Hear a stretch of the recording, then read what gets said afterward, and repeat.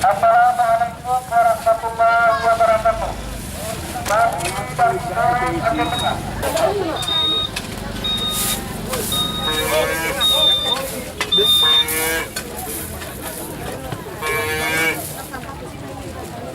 Ada mau?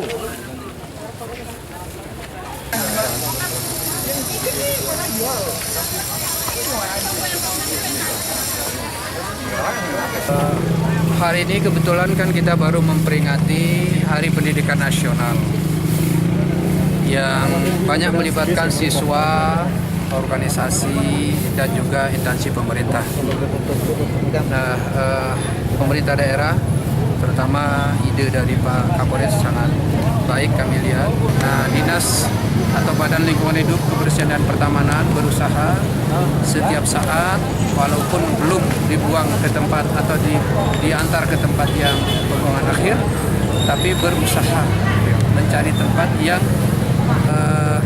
bisa menampung dengan cara menggali lubang, kemudian membuang sampah dan tutup, kemudian compact lagi.